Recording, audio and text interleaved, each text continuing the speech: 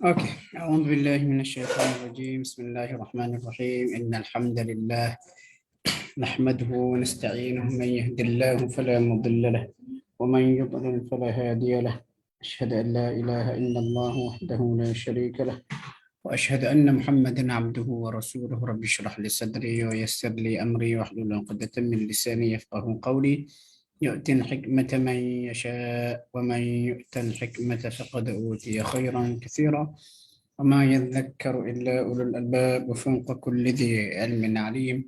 اللهم اهدنا وسددنا، اللهم لا تكلني إلى نفسي طرفة عين. الحمد لله رب العالمين. Assalamualaikum warahmatullahi wabarakatuh. Terima kasih kepada pihak penganjur Akademi Tadabbur Malaysia dan sidang hadirin sekalian. Alhamdulillah kita bertemu lagi pada malam ini dan insya-Allah kita teruskan pengajian kita. Ini saya kira macam pengajian berkitab lah. Pengajian berkitab buku Perang Gerila dengan Syaitan. Buku Perang Gerila dengan Syaitan. Dan buku ni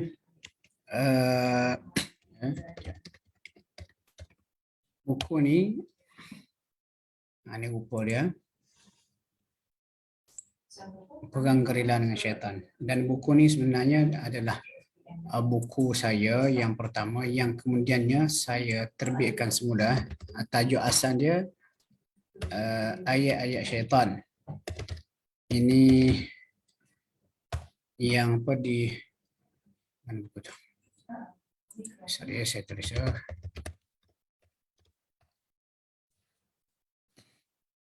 Ini bukunya. Ya. Sekejap tuan-tuan, tak apa, sambil-sambil. Ini buku asal. Ini buku asal terbit tahun 2012. Ini buku pertama saya. Kemudian saya ambil balik copyright dan terbit semula. Dan ini buku yang kita pakai dalam sesi kuliah kita ni. Okey, kita dah sampai kepada penghujung bab yang ini dah sampai bab yang ini antara bab yang utama lah buku ni. Ya, sorry. Bab yang ketujuh. Dan bab yang ketujuh ni ada dua bahagian yang besar. Satu, bentuk serangan iblis ataupun perang gerila dengan iblis itu dalam bentuk mental. Bentuk mental kita dah bincang panjang lebar, habis. Hari ini kita akan masuk serangan syaitan, iblis syaitan kepada manusia dalam bentuk fizikal. Serangan berbentuk fizikal. Okey, tengok. Serangan berbentuk fizikal. Yang pertama, rasukan jin ataupun syaitan ke dalam jasad manusia. Okey, perkara ini masih ada pertikaian ataupun perbincangan khilaf dalam kalangan ulama. Kalau kita tengok para ulama dalam mazhab Mu'tazilah, terutama sekali seperti Imam Az-Zamakhsyari, pengarang tafsir Al-Kashaf, di antara yang menolak kemungkinan boleh berlakunya rasukan jin atau syaitan kepada manusia. Dan bahkan ada juga sebahagian ulama ahli sunnah wal jamaah berpendapat yang sama, mengatakan manusia, jin, syaitan tak boleh merasuk tubuh manusia. Dan seingat saya yang kata tak boleh merasuk tubuh manusia kalau ulama kita ahli sunnah wal jamaah ni macam Syekh Muhammad Al-Ghazali. Dan tak salah saya Profesor Dr. Yusuf Al-Qardawi pun mempunyai pandangan yang sama. Okey. Sebenarnya kalau ikut pandangan yang pertama, kata jin ni tak boleh merasuk tubuh jasad manusia, menguasai akal manusia. Apa sandaran mereka? Mereka menggunakan nas ni. Apa mereka boleh buat? Sekadar lintasan-lintasan hati, hasutan-hasutan lintasan hati untuk mendorong kita melakukan kejahatan. Itu je yang mereka buat. Mereka mampu buat. Dan dalil mereka dari mana? Jadi contoh kena dengar habis lah, supaya kita tak jump to conclusion sebelum habis perbincangan. Yang pertama, dalil ni. Ini cerita declaration syaitan ataupun iblis dalam neraka besok. Apabila manusia dah dihumban ke dalam neraka, ini yang mereka lakukan. Yang pertama, tengok ayat ni. Allah kata, waqala syaitan, berkatalah syaitan ataupun iblis, lamma qudiyal amru billah, selesai segala urusan. Maksud yang ke syurga dah ke syurga, ke neraka pun ke neraka.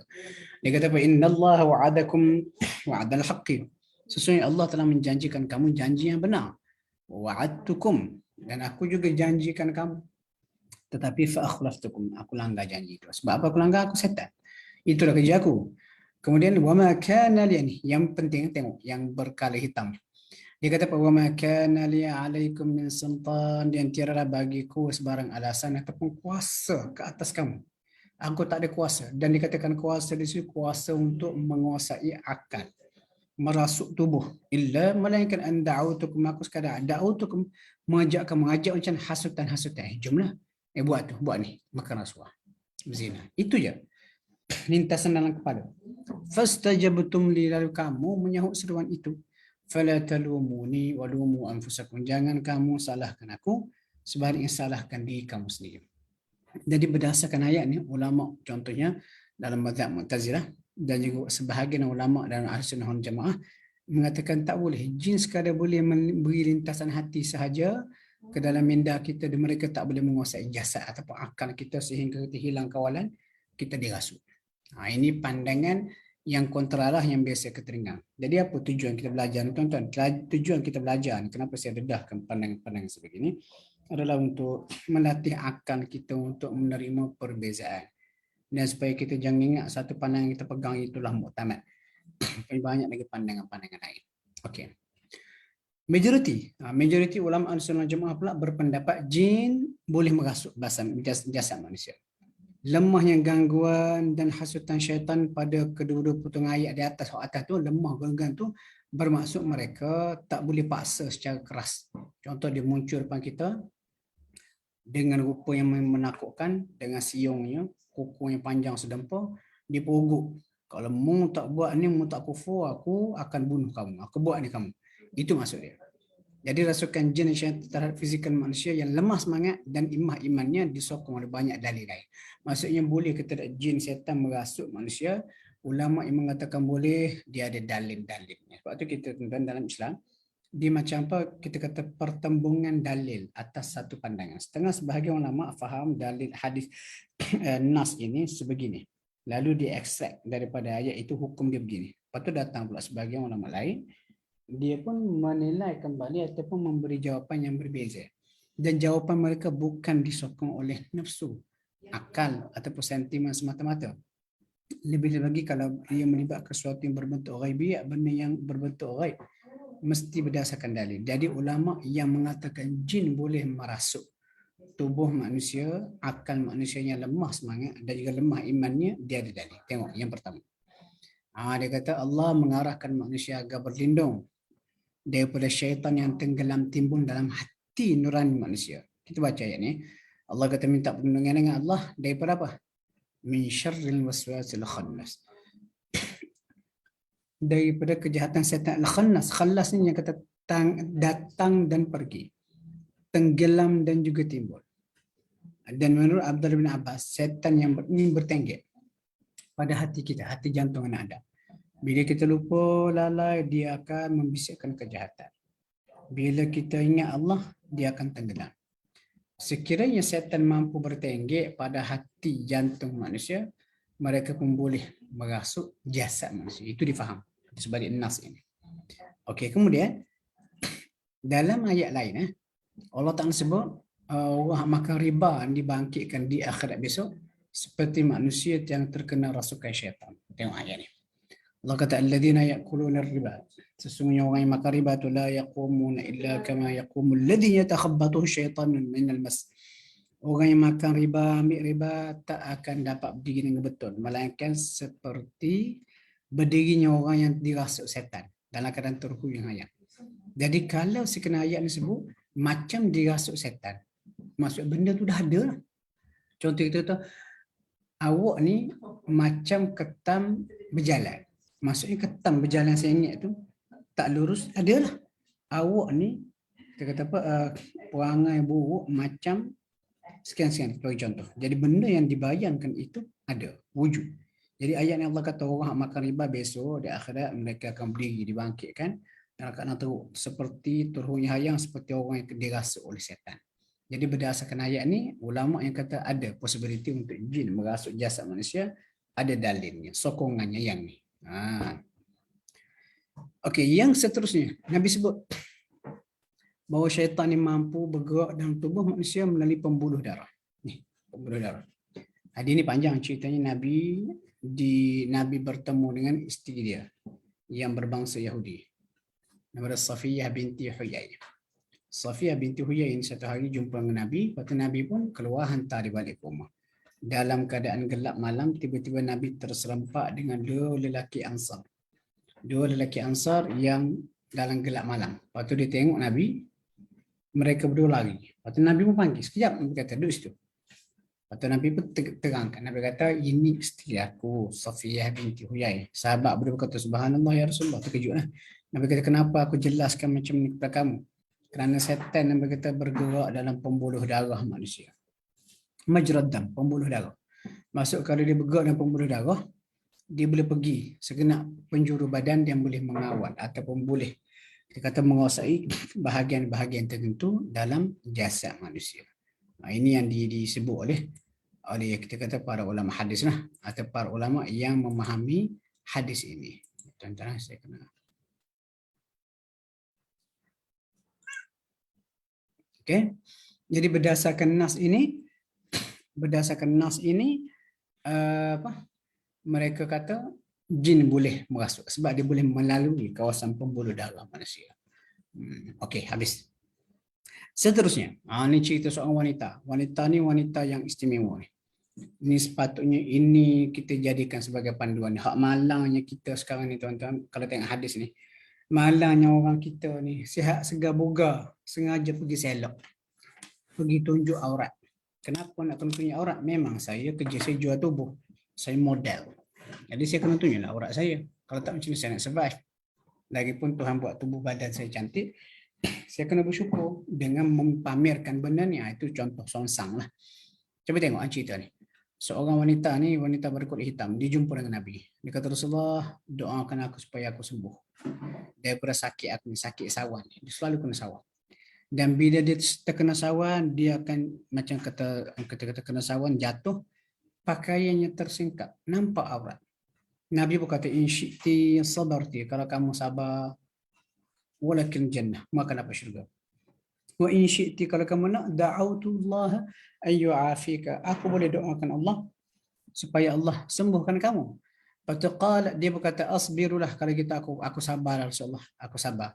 Apa dia kata, faqala, dia bersama, dia kata, fa inni atakasyafu, aku ni Rasulullah, aku ni kalau aku kena sawan, tak sedar mesti aurat aku tersingkap. Biasalah jatuh. Dah kena sawan jatuh, melupa tu, habis terselap.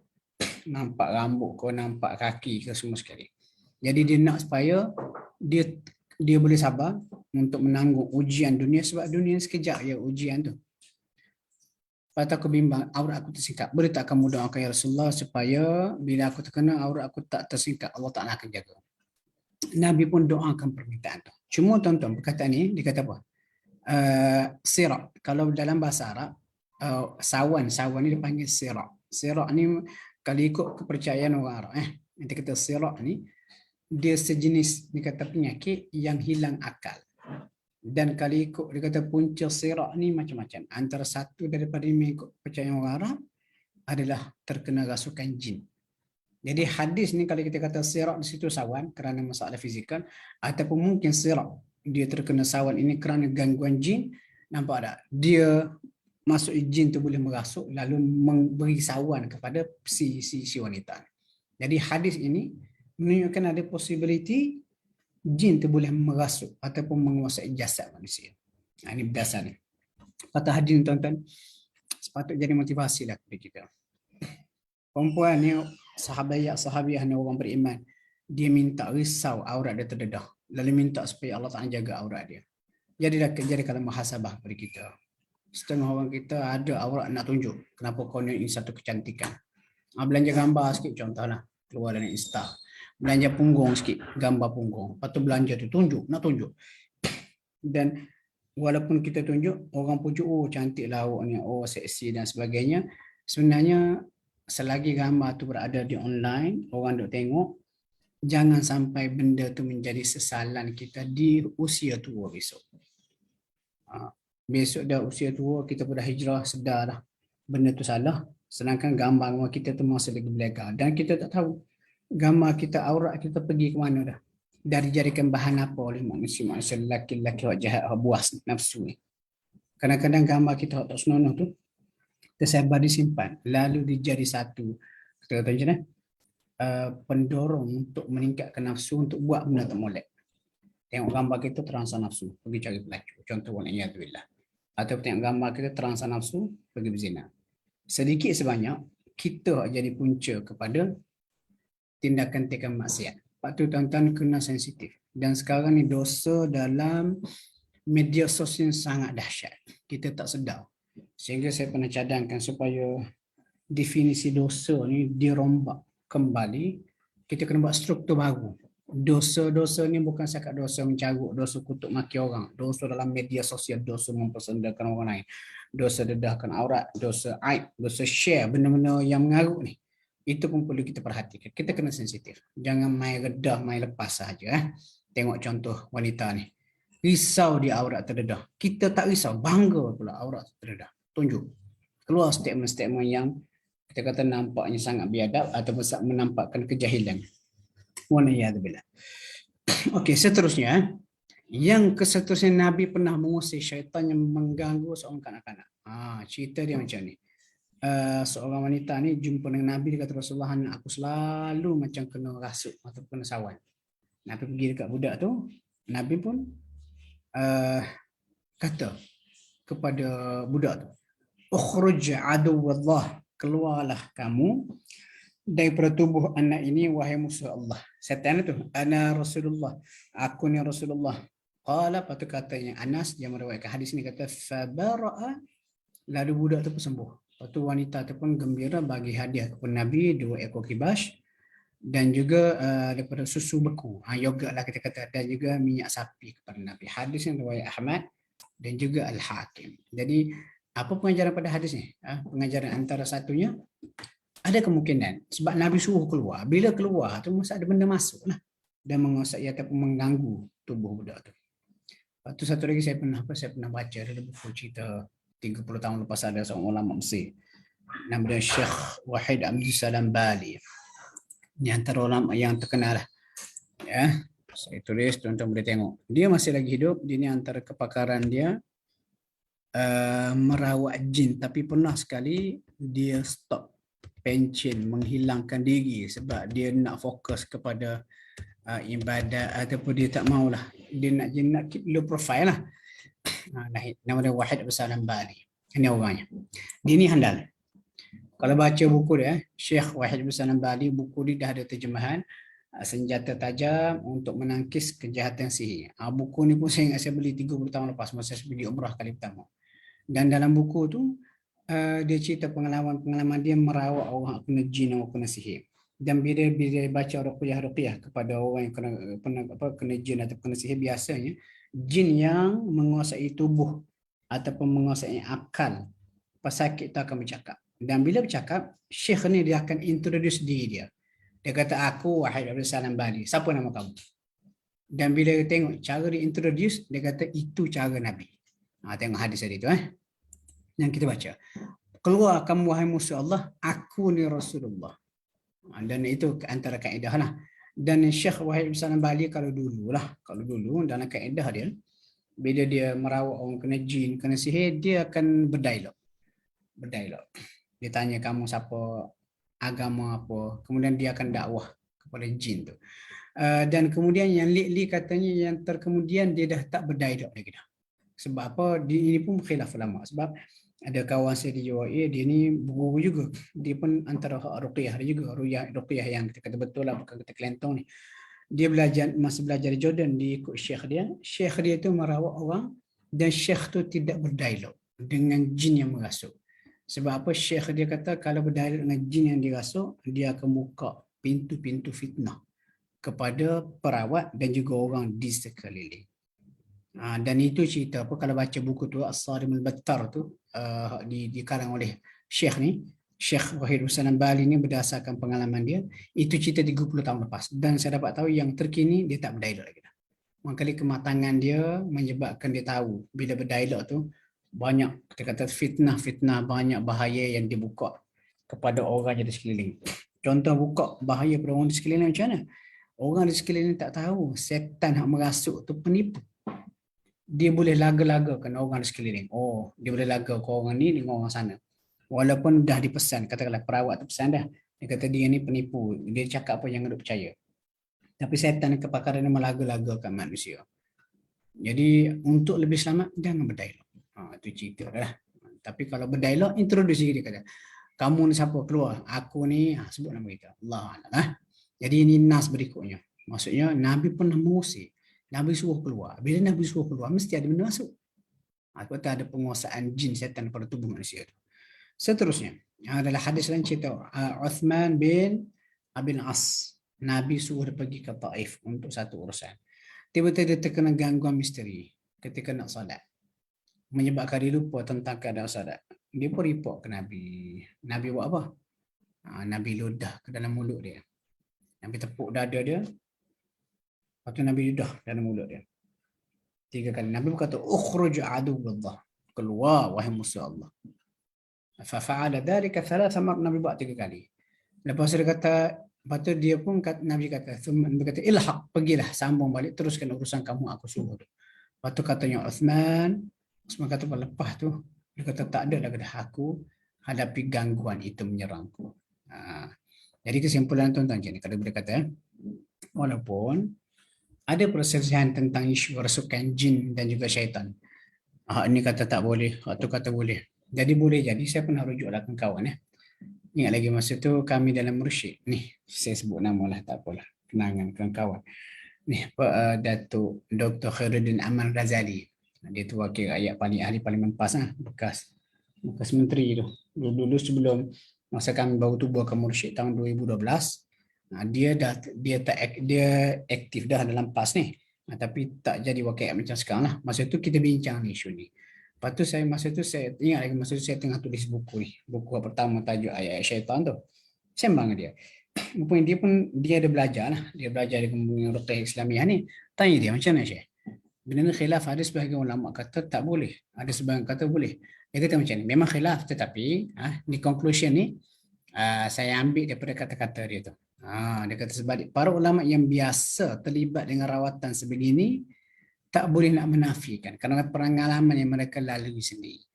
Jadi tambahan pula terdapat banyak hujah dan juga dalil menyokong. Jadi kesimpulannya khilaf, masa-masa ada hujah, tapi kalau kita perhati hujah yang mengatakan ada kemungkinan jin ataupun syaitan merasuk tubuh badan kita lebih kokoh dan juga campur mereka ni terlibat dengan pengalaman merawat pesakit. Itu jadi kesimpulannya boleh ke tak boleh? Khilaf. Atau ada kawan-kawan yang dulu-dulu masa muda belajarlah pasal Ruqyah Islamiah, masa pergi Jordan belajar. Saya tak pasti nama lah. Tapi bila mereka makin mendalami, dia kata mereka cenderung untuk mengatakan jin, setan tak boleh merasuk. Apa yang mereka mampu lakukan cuma was-was. Bisikkan idea-idea jahat. Itu je. Contoh tengok, kita kata, cantik perempuan ni. Betul? Jom ikut. Sekadar tu. Kalau kita layan, ikut jadi. Sekadar tu. Ataupun contoh, orang offer nak bagi rasuah. Dalam kepala pun keluar. Ambil lah. Bukan orang tahu. Sekadar tu je. Bukan kata kita jadi tak sedar. Kenapa ni? Betul kita ambil. Kenapa kita buat ni? Tak. Itu pandangan sebahagian tu. Tak boleh kita kata ini khilaf dalam kalangan ulama. Boleh ke tak boleh? Khilaf. Kita berlapan ada. Tapi saya sendiri secara peribadi melihat kepada nas-nas yang saya percaya jin setan boleh merasuk jasad manusia. Terutama sekali siapa? Orang yang jiwanya kosong. Jiwanya kosong lebih mudah dirasuk oleh jin ataupun setan. Ataupun orang yang semangat yang lemah. Ini pernah berlaku lah contoh macam isteri saya. Masa mengandung anak pertama terkena sikit gangguan.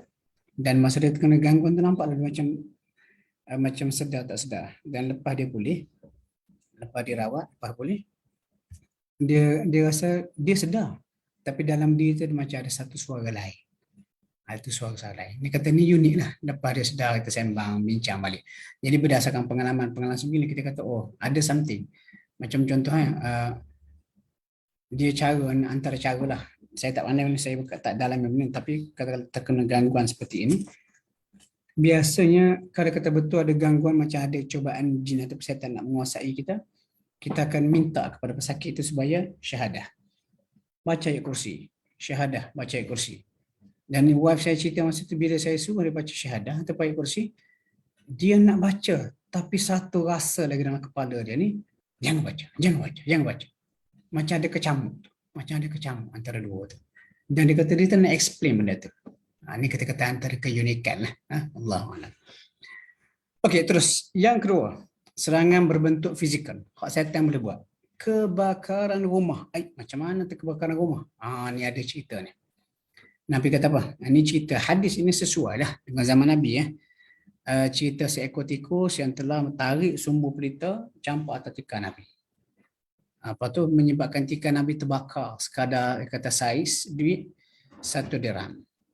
Nabi pun kata, "Idza nimtum fa'atfi'u surujakum." Nabi kata bila kamu tidur padamkan pelita kamu. Kenapa? Nabi kata fa inna asyaitana yadullu mithla hadhihi ala hadha fatuhriqakum. Sebab Nabi kata setan ni, kerana setan telah menunjukkan tindakan sebegini, campakkan sumbu kepada tikus yang dapat membakar kamu. Sebab tu tuan-tuan kan nak kata tikus ni dia makhluk kuasa. Kita kata nak kata dia buat semua sekali ni dia orang setan payah juga. Cuma kita kata macam ni lah. Tikus ni makhluk kuasa, ia boleh melakukan kerosakan ataupun membahayakan kita dengan berbagai cara. Contoh kencing dia beracun, kotoran-kotoran daripada ni sebagainya. Dan satu cara dia boleh buat macam ni. Lepas tu tikus ni dipanggil fuwaisiqah. Fuwaisiqah, makhluk perosak yang boleh melakukan kerosakan dan kita boleh bunuh dia. Boleh bunuh dia. Dan rumah saya dulu sekarang tak ada. Rumah saya dulu memang dia ada longkang di laluan dia. Kita berjaya tangkap banyak kali dah. Dan bila kita tangkap, kita bunuh. Dan kalau kita bunuh tak berdosa lah. Sebab bahaya mudarat daripada dia ni. Jadi kalau kita nak kata tikus macam tunggangan setan. Tunggangan setan. Dan kita berhak untuk bunuh mereka. Itu yang kedua. Yang ketiga, gangguan terhadap bayi yang baru lahir. Ini pun berlaku. Ini pun berlaku. Setelah melahirkan Maryam, ibu dia dikatakan namanya Hannah, berdoa kepada Allah supaya Allah jaga Maryam dan juga anak Maryam besok, keturunan Maryam itu Nabi Isa daripada gangguan syaitan. Tengok Allah Ta'ala sebut dalam surah Ali Imran. Allah kata falamma wada'atha, bila mana dia melahirkan anak perempuan, melahirkan Maryam. Qalat, dia pun kata Rabbi Tuhanku inni wada'tuha untha, aku lahirkan anak perempuan. Wallahu a'lam, Allah lebih mengetahui akan bayi aku lahirkan. Walaysa dzakaru kal untha, dan lelaki dengan perempuan tak sama jantina dia tu. Kekuatan dia. Lepas tu dia kata wa inni sammaituha Maryam, aku namakan anak aku ni Maryam. Lepas tu wa inni, ujung tengok, wa inni, dan aku mohon perlindungan. Wa inni u'idzuha, akan bayi ini. Ha tu refer kepada Maryam. Lepas tu dia buat ha tu perempuan. Bika, denganmu ya Allah, wa dzurriyyataha, dan juga zuriat keturunannya besok juga, siapa Isa akan lahir, minasyaitanir rajim, daripada gangguan syaitan dirjam. Pasal oleh kerana itu doa ni dimakbulkan Allah, Maryam dan juga Isa memang bila lahir tak diganggu oleh syaitan. Sebab tu tuan-tuan ini doa bagus ni pada ayat ni. Wa inni u'iduha bika wa dzurriyyataha minasyaitanir rajim. Ni bagus. Doa ni sangat bagus. Jadi cara dia macam mana kita modify sikit. Tukar. Allahumma inni wa'idhuha. Kalau bayi tu perempuan, kita baca kekalkan yang ni lah. Allahumma inni wa'idhuha bika wa dhurriyyataha minasyaitanir rajim. Kalau sekian bayi tu perempuan, lelaki, kita modify sini. Tukar sama juga. Allahumma inni u'idhuhu. Hu tu ha jadi hu sebab lelaki. Bika wa dhurriyyatahu, hu juga sini, dua tempat yang akan tukar, minasyaitanir rajim. Ataupun ada sebahagian ulama kata tak payah tukar pun, sebab apa? Ni nampak macam feminin, sesuatu yang berbentuk feminin, keperempuanan. Tetapi yang dimaksudkan untuk menjaga tu, Allah Ta'ala jaga tu, di sini bukan jasad tu sebenarnya, tapi ruh dia tu. Lepas tu ruh ni pula dalam segi bahasa Arab dia merujuk pada sesuatu yang berbentuk perempuan ataupun feminin. Bukti dia Allah kata kullu nafsin dha'iqatu, ada ta ujung tu. Itu menunjukkan nafs tu, jiwa tu adalah sesuatu yang berbentuk feminin, sebab tu dia kata tak payah tukar. Boleh baca Allahumma inni u'idzuha bika wa dhurriyyataha minasyaitonir rajim. Tapi kalau saya tahnik lah. Biasa doa ni antara doa yang kita baca ketika tahnik baby. Dia tak ada panduan khusus. Cuma Nabi buat kurma, umum doa macam tu ya. Tapi ini antara doa-doa yang sesuai lah. Doa-doa yang sesuai untuk kita bacakan kepada bayi. Sebab bayi ni mudah terkena gangguan. Sebab dia macam kita kata mudah kena penyakit bayi-bayi ni. Dan dia tak diprotek diri dia. Sama juga dia boleh juga terkena gangguan jin ataupun setan. Lepas tu ada hadis dhaif, hadis yang lemah sebab jin ataupun setan khusus ganggu bayi nama dia Sibyan, pengacau bayi. Ni kacau. Jadi kita minta perlindungan, baca doa macam mana? Allahumma inni u'idzuha bika wa dhurriyyataha minasyaitonir rajim. Ataupun kalau lelaki, Allahumma inni u'idzuhu bika wa dhurriyyatahu minasyaitonir rajim. Ini antara ikhtiar. Jadi berdasarkan doa ni,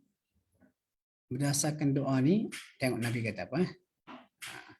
Nabi kata, ma min bani Adam mauludun, tak ada seorang bayi yang ada manusia yang lahir illa yamassuhu syaitan, kecuali dia pasti ganggu oleh setan pada saat kelahirannya.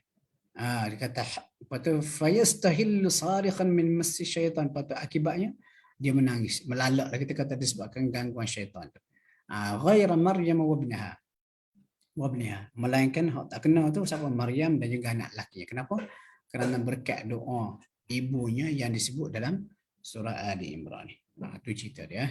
Jadi maksud yang ketiga, sesuatu yang berbentuk fizikal, gangguan jin atau setan adalah gangguan ketika bayi kita baru lahir. Waktu tuan-tuan ada hadis, waktu senja, remang-remang senja tu kena tutup pintu, baca bismillah, sebab waktu setan berkeliaran. Waktu kena jaga, jangan bawa je budak-budak ni keluar, dibimbang mereka terkena gangguan-gangguan seperti ini. Waktu tuan-tuan, saya bila cerita pasal kena gangguan, kena rasuk, saya pernah alami masa kecil dulu. Lepas tu bila orang tanya ada possibility tak jin ni boleh merasuk tubuh manusia, kalau perbincangan atas tadi tu, ulama kata tak boleh, sekadar boleh beri hasutan-hasutan. Ada ulama kata boleh. Kenapa? Ada nas dan ditambah lagi mereka mengalami ataupun kita kata mereka ada pengalaman merawat orang kena rasuk. Jadi itu yang kedua. Kalau tanya pengalaman pula, saya masa tu saya dah jahlimah, tak salah saya pernah kena rasuk.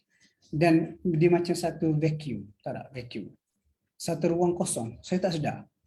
Cuma kenapa tu ingat lagi masa tu rumah kami dulu cerita tahun 80-an ya, kampung saya tu kampung lagi, pasal ada seorang cikgu dia bawa beli tanah di area kawasan hutan lah, dekat rumah arwah abah saya ni. Dia tebang kawasan hutan tu, dia potong, cuci clear, lepas tu buat rumah banglo. Masa tu rumah batu besar lah.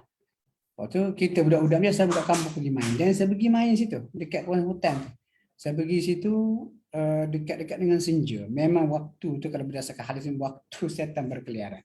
Lepas tu balik ke rumah. Lepas tu kami adik-beradik di rumah ni biasanya arwah abah ni dia akan solat berjemaah maghrib. Dan lepas solat berjemaah maghrib dia akan wirid. Lepas tu arwah abah saya dia tahulah sikit-sikit ilmu pasal ruqyah Islamiah ni. Dia ada belajar menjadi tarikat dan sebagainya. Lepas tu apa yang saya ingat lepas maghrib tu, lepas habis bagi salam, masa arwah abah saya wirid, masa tu saya ingat saya macam hilang. Saya tak sedar. Macam saya tidur. Lepas tu next thing, saya ingat saya sedar, saya dah berada di bilik depan, macam saya sedar bertidur di atas katil. Saya kata, kenapa ni? Masa tu saya macam mimpi. Dalam mimpi tu saya ingat ada sebilah keris. Saya kehilangan sebilah keris. Lepas tu saya bangun, saya pergilah balik ke ruang dapur. Ada macam ruang yang memang kita di rumah tu buat macam musalla lah. Lepas tu saya kata, kenapa ni? Kenapa aku tidur? Saya ingat saya tadi sembahyang maghrib. Macam ada vacuum. Ruang kosong. Lepas tu abang saya kata, tadi lepas maghrib tiba-tiba lepas sembahyang macam mata terbelalak. Dia kata meruduk bersila macam tak sedar. Lepas tu abah pun baca lah sikit. Baca doa-doa tertentu. Lepas tu macam apa, lepas tu abah pun suruh bawa saya pergi bilik depan, rehat tidur. Itu contoh saya sedar. Kata kenapa aku? Lepas tu abah kata mau kena rasuk tadi. Maksud terkena gangguan. Mengkali pergi main kat rumah kawasan hutan tu. Kawasan hutan tempat apa rumah baru nak siap. Lepas tu serik tak pergilah. waktu maghrib senja. Ini contoh kita kata. Masa tu saya kecil lagi lah. Saya ingat bukan darjah 5, saya ingat darjah 2, darjah 3 macam tu. Allah a'lam. Okey. Jadi kesimpulan dia habis bab yang ketujuh. Kesimpulan dia tengok. Kesimpulan bab ni beberapa. Lepas tu kalau siapa beli buku ni agak-agak panjang nak baca, bolehlah skip. Tengok bahagian kesimpulan, boleh faham struktur keseluruhan bab. Ini antara contoh, antara keistimewaan buku ni. Kalau saya nak angkat buku ni lah. Kita tulis, kita puji sini, tak apalah, untuk kemudahan. Sebab apa saya tulis buku ni, saya cuba berfikir seperti pembaca, bukan berfikir seperti penulis. Penulis dia tulis je.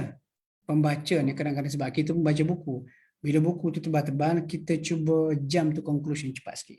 Macam tengoklah kalau kita buka page apa, Datuk Dr. Zulkifli Al-Bakri, Irsyad Fatwa masa dia jadi mufti wilayah. Ada soalan, orang tanya soalan, dia pun nak jawab. Bahagian awal tu muqaddimah panjang. Lepas tu dia buat nas, kita macam kita nak cepat. Kemana kita pergi? Kita akan jump kepada conclusion. Ada jawapan di situ. Jadi itu kehendak pembaca. Jadi masa tulis buku ni saya fikir dah, aku kena buat lagu tu. Jadi kesimpulan, kesimpulan dia, Iblis mengatur strategi rapi daripada pusat pemerintahannya. Kat mana? Di lautan. Kita bincang dah itu. Nabi sebut Arash, pusat pemerintahan Iblis ni di lautan.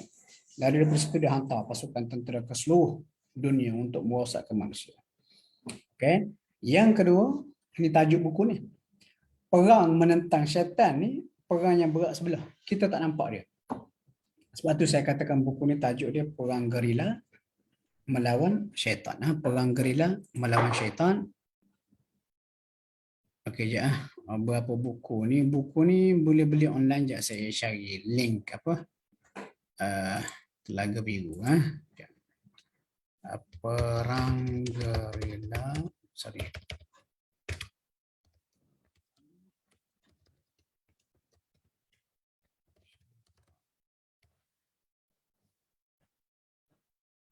Ini ada link dia. Harga saya tak pasti terkini berapa ya.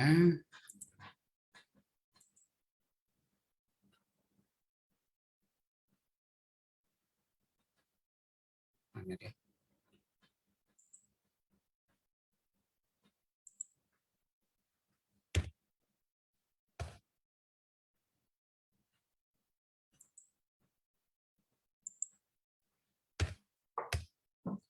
Ini buku ni. Harga RM23.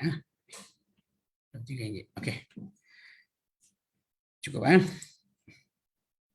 Kemudian yang ketiga, serangan syaitan ni sangat kompleks. Dia merangkumi serangan mental dan juga fizikal. Okey, serangan mental ni lebih dominan. Rumit dan hampir tak terfikir oleh akal kita. Sebab tu kita kena belajar. Kita kena belajar kenal musuh ni, talbis iblis. Banyak ni. Memperindah kebatilan. Okey, ekstremism. Terlebih ataupun terkurang. Longgar sangat. Terlebih sangat sehingga susah nak bawa Islam ni. Kemudian tipu dengan berbagai janji palsu, angan-angan, jauhkan manusia pada Al-Quran, dia tak mau pegang Quran. Waktu orang berilmu diberi dan suruhkan dunia. Lepas tu timbul keraguan, nasihat palsu, lupa benda baik, tabu fitnah, sihir. Lepas tu kita melakukan kebaikan, sedekahlah sedekah, sedekah habis duitmu. Itu contoh setan lah tu. Itu bisikan dalam kepala tu. Kemudian lepas tu bila kita belajar, kita boleh sedap. Ni aku sedang ditakut-takut oleh syaitan. Lawan dia. Lepas tu menggalakkan pendadahan aurat. Ni bawah ada dah aurat ni panjang lebar kita bincang itu. Syaitan dia tipu 3 golongan manusia. Golongan pertama hak tak menutup aurat. Ataupun tak tutup aurat dengan sempurna. Dia kena tipu.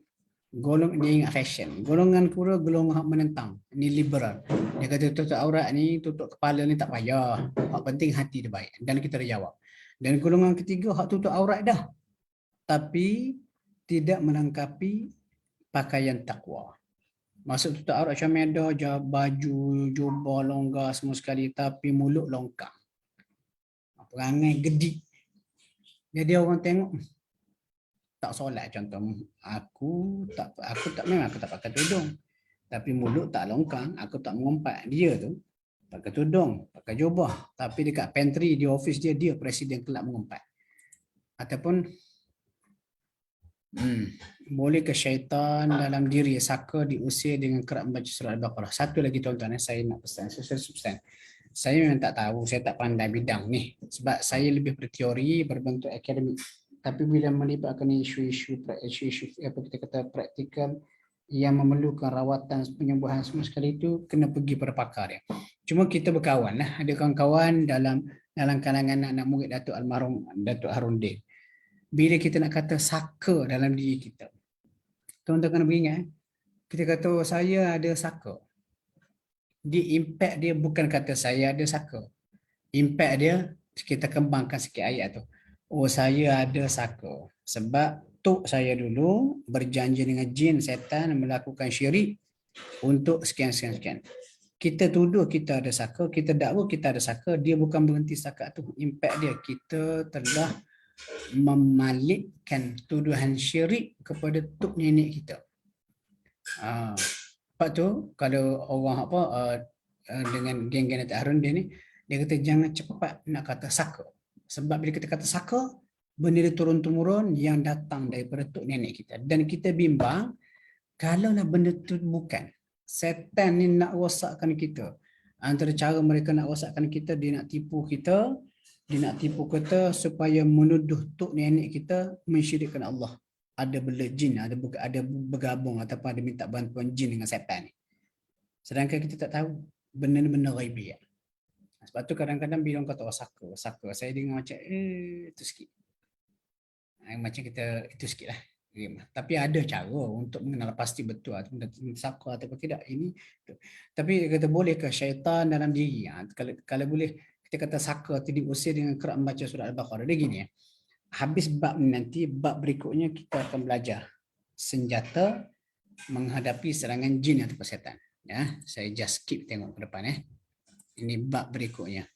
Ni. Bab yang ke-8. Ini senjata untuk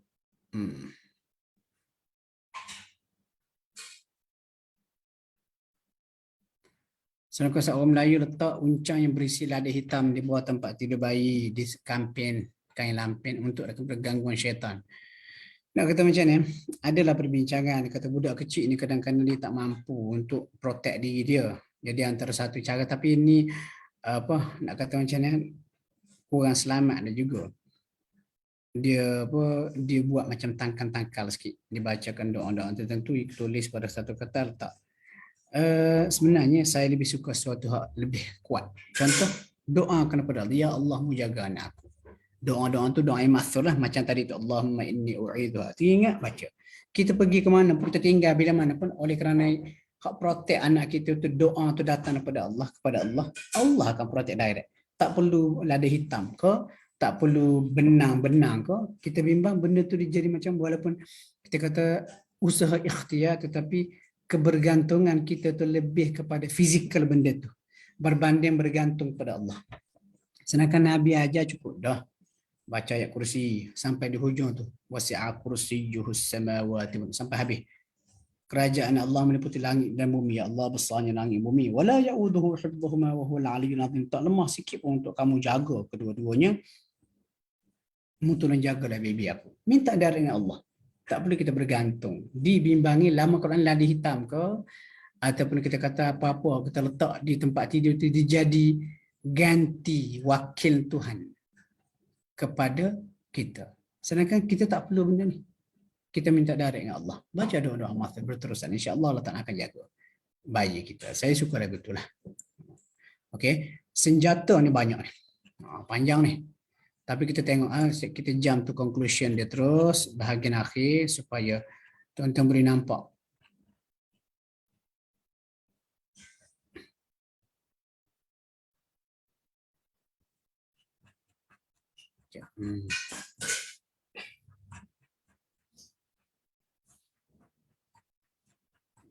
Jauh dah pula. Ini dah pergi bab 12 ni. Lebih jam.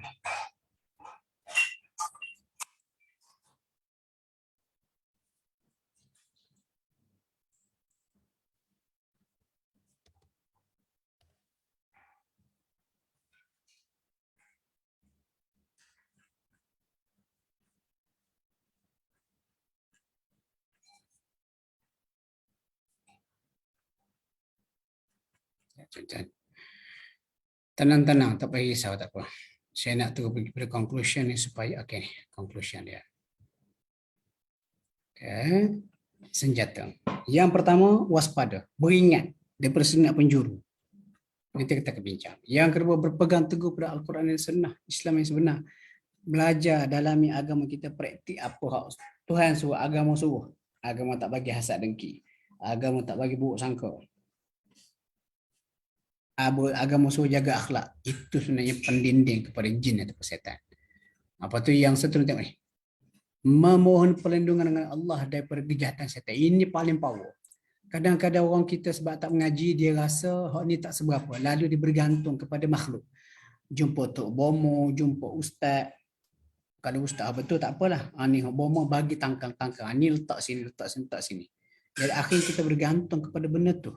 Sedangkan Allah Ta'ala ajar. Ni direct ni. Ni talian terus dengan Allah. Tapi setengah orang tu dia tak ajar talian terus, dia suruh bergantung kepada dia sebab ada business minded.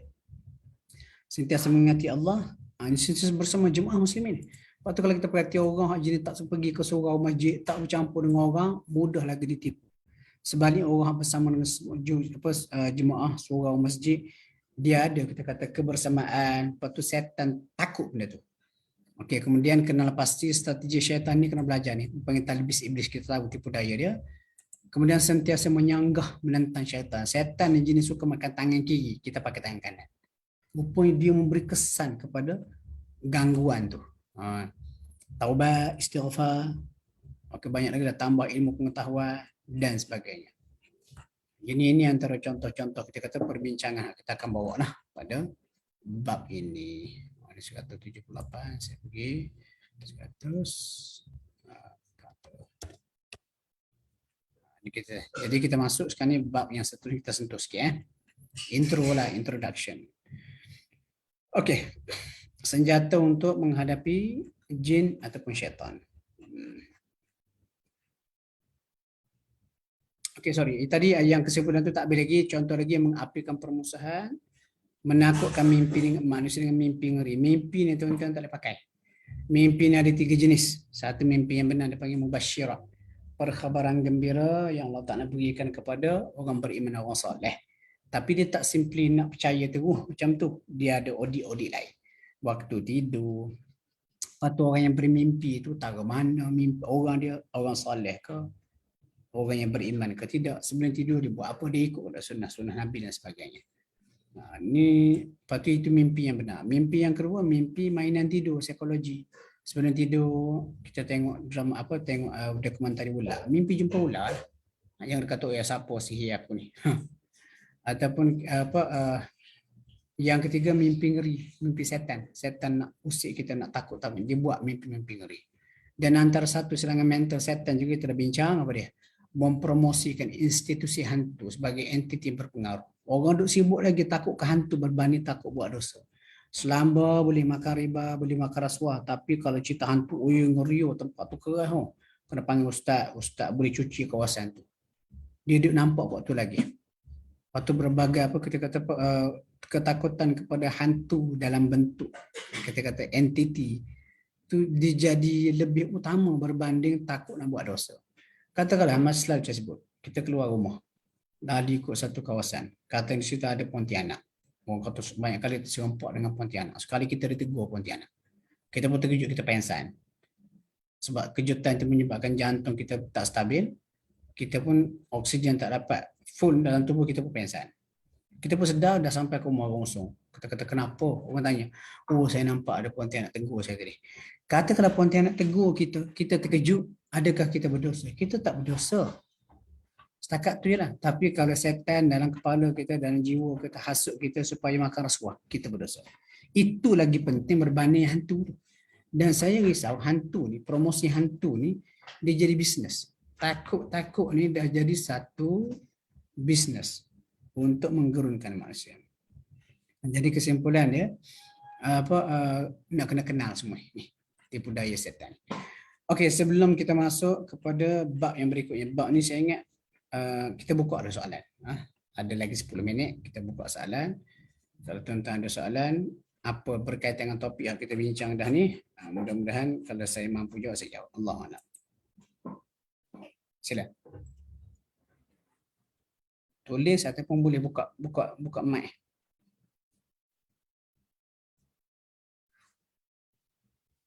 Betul?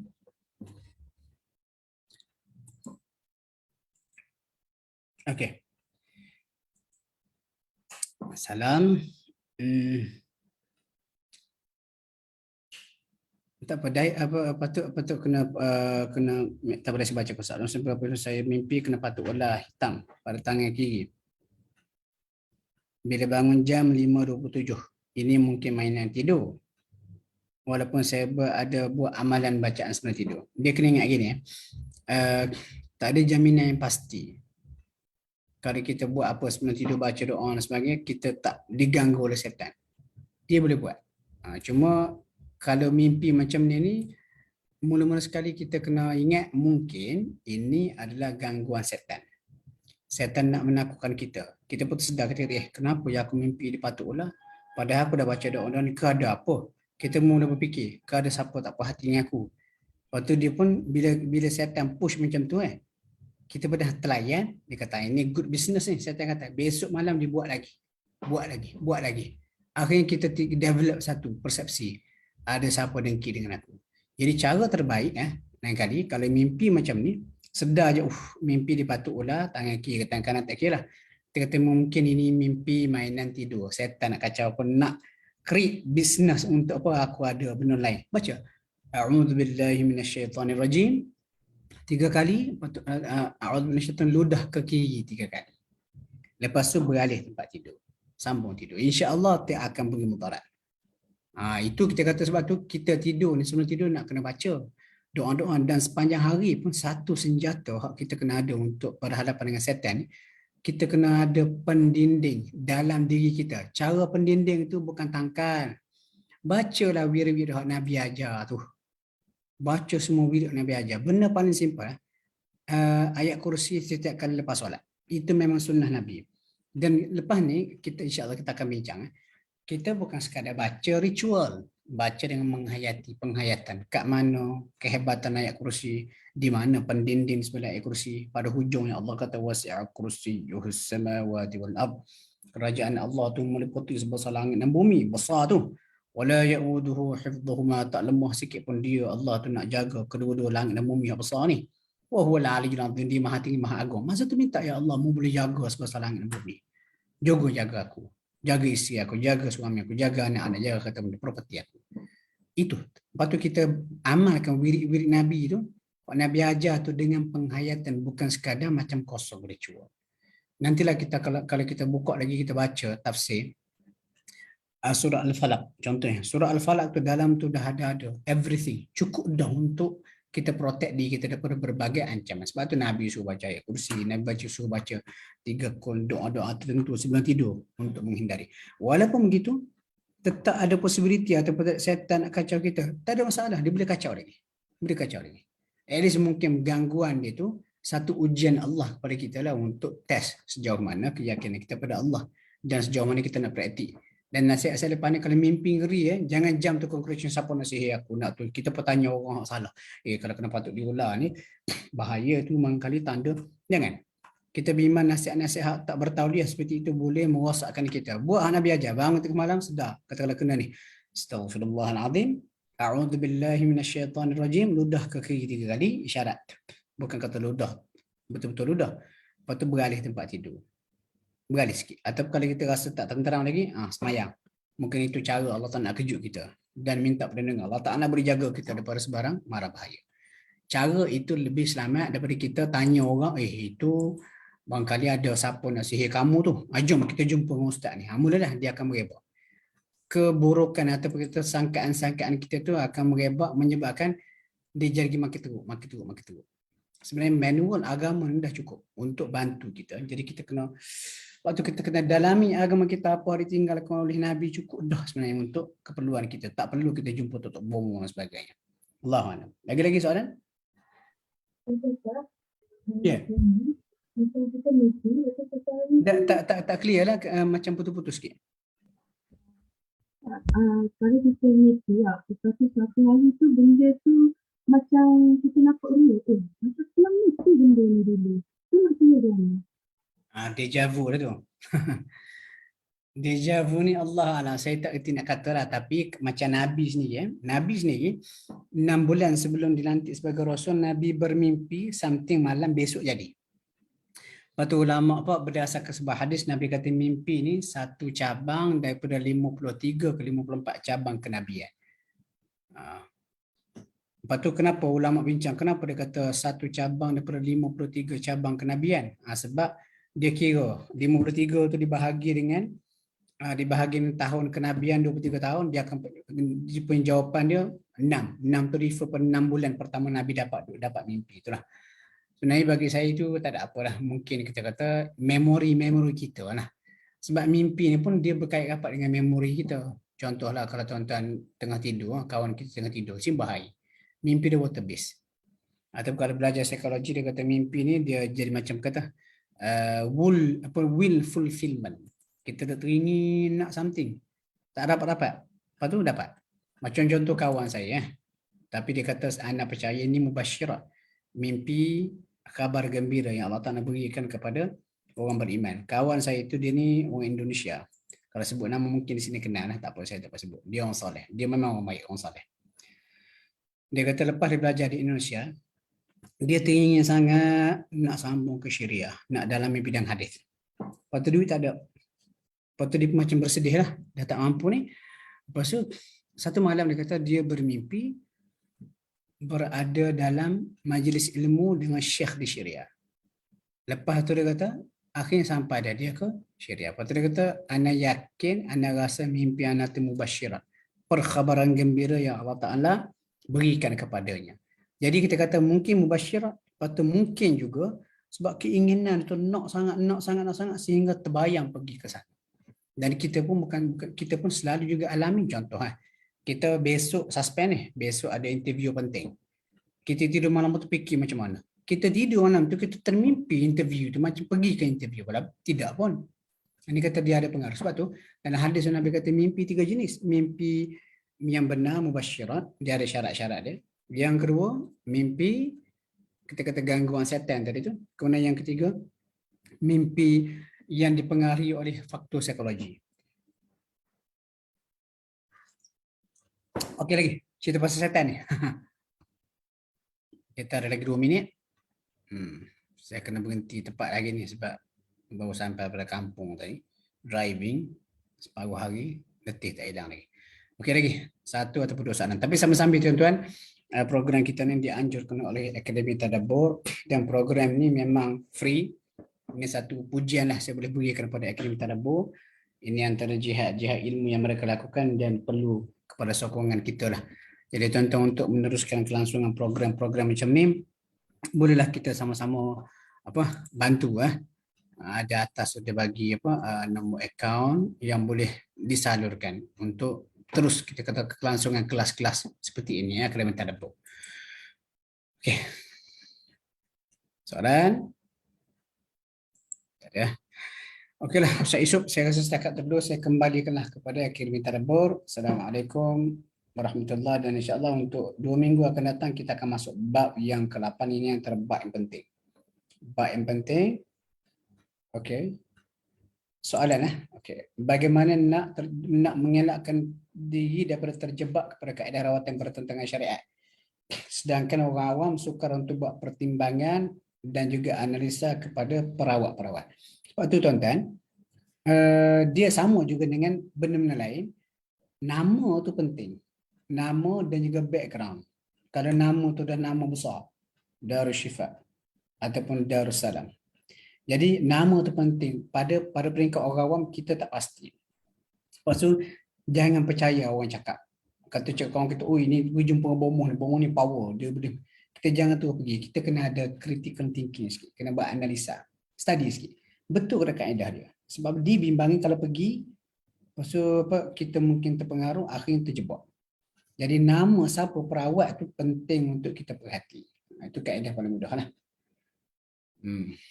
Dan kalau tanya saya, nama perawat tu satu, badan organisasi dan dia tu sendiri macam mana. Kalau kita pergi jumpa dia tak menampakkan dia seorang yang siqah. Tak sebenarnya saya pakai kopiah, tapi kita tengok mudah. Kita pergi ke rumah dia, suasana rumah dia macam mana, isteri dia, anak-anak dia macam mana, jaga atau tidak aurat, dia tu solat berjemaah jaga ke tidak. Contohlah kalau kita mampu tengok, ini antara indicators orang yang ketika rawatan yang betul. Kalau kita pergi ke rumah dia buang kemenyan dan sebagainya, itu kemungkinan benda-benda yang meragukan kita kena elak sebab ada banyak kes-kes yang berlaku. Allahuakbar. Okey, cukup untuk malam ni. Apa yang baik daripada Allah, apa yang kurang daripada kelemahan di sini, mudah-mudahan kita perkongsian pada malam ini dapat bermanfaat pada kita semua. InsyaAllah kita jumpa 2 minggu daripada sekarang. Assalamualaikum.